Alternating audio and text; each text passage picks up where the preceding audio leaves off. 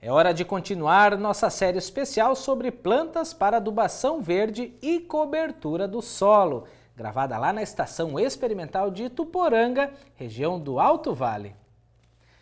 Dessa vez você vai conhecer as espécies trigo mourisco, feijão calpi e feijão arroz. Elas podem ser usadas também em consórcio com milheto, nabo forrageiro e milho.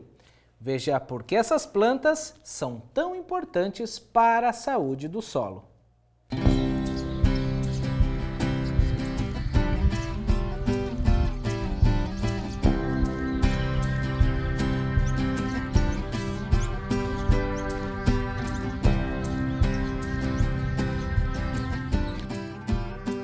Uma parcela com o trigo mourisco, ela foi plantada basicamente aí praticamente no dia 20 de fevereiro. Então é uma espécie já, ela conseguiu se desenvolver bem, tá aí em torno dos 40, 45 dias de desenvolvimento. Uma série de insetos visita essa planta, né? Inimigos naturais de uma série de pragas aí, fora as abelhas, né, que trabalham. Então a gente vai, é uma possibilidade extremamente interessante para uma planta rápida, para entrar numa pequena janela, às vezes, de espaço que eu tenho para trabalhar e fazer rotação de cultura. É uma planta extremamente fixadora e recicladora de fósforo, então essa também é uma das grandes virtudes dessa planta aqui, para a gente trabalhar com ela e que ela entre no sistema de produção de plantas de cobertura, ou mesmo até no sistema de produção de grãos. Essa parcela aqui, ela representa uma das possibilidades de mix que a gente tem, que envolve o milheto, né? Aqui já está em fase de florescimento, o trigo mourisco e o nabo forrageiro, que é uma outra espécie que está presente no sistema, é uma espécie de inverno e que o mix está trazendo para a gente incorporar ele em toda essa mistura aí. Com certeza ele vai deixar alguma coisa de massa. Então a gente pode observar aqui que isso aqui ainda tem muito a crescer ainda, principalmente no milheto. Essa parcela aqui está em torno de 50 dias implantado, então ela ainda tem muito a crescer até no final do verão aí, chegando já para o inverno, talvez a geada então vai dar uma atrasada nela, vai fazer o manejo natural dessas plantas de cobertura aí. Essa espécie que nós estamos vendo a parcela agora, ela está do lado das parcelas de mucuna aqui e tem um comportamento muito parecido pela sua dinâmica de crescimento, o seu hábito volúvel de ir se agarrando, soltando gavinhas e crescendo e desenvolvendo a planta. Uma espécie bastante simples, uma espécie bastante rústica em termos de solos. A gente pode observar aqui pelas vagens, esse aqui é o calpi.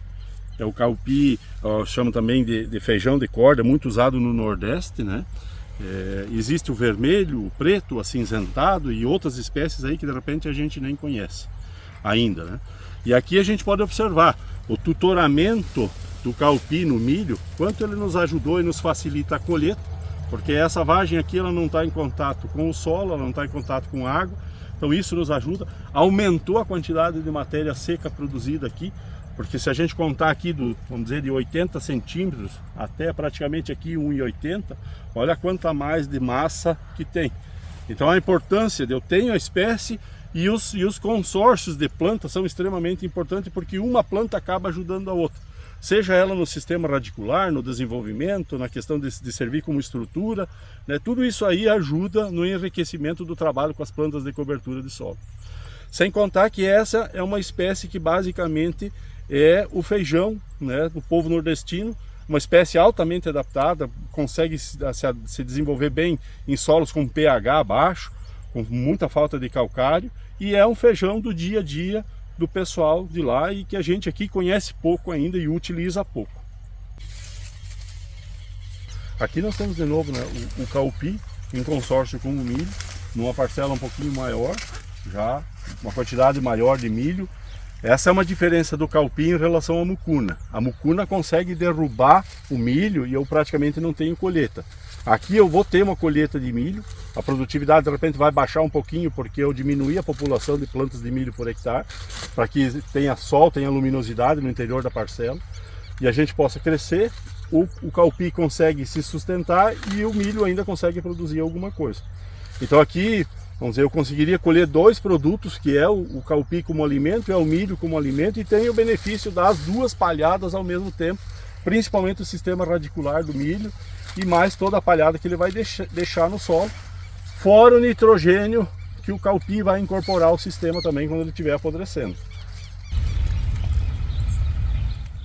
Essa espécie que nós estamos aqui nessa parcela agora é o feijão arroz. Ele tem esse nome porque ele é bem miudinho, é um feijão, mas ele tem um formato que lembra um grão de arroz, ele é mais comprido, né? E aí ele lembra um grão de arroz e por isso chama feijão de arroz. Assim como o labe, como o Caupi, é uma espécie rasteira, né? Ela é bem volúvel, desenvolve bastante material para proteger o solo, bastante atacado por pragas, mas resistente, né? Ela consegue, aqui nós temos a flor, ela consegue desenvolver uma boa massa, mesmo sendo bastante atacado por praga, né? A dificuldade talvez está aqui no ponto de colheita. Então o produtor normalmente vai ter que esperar uma certa camada de vagens estarem maduras e vai ter que cortar isso aqui, esperar secar mais um pouco para então poder fazer o processo de trilha dessa semente. Essas são características de várias espécies que a gente está trabalhando aqui, que o trabalho é bastante manual ainda. Então a gente está buscando mecanizar o trabalho para facilitar a entrada dessas sementes no mercado, facilitar o custo dessa semente para o produtor, para que o produtor não olhe para as plantas de cobertura como uma despesa e sim como um investimento dentro da propriedade.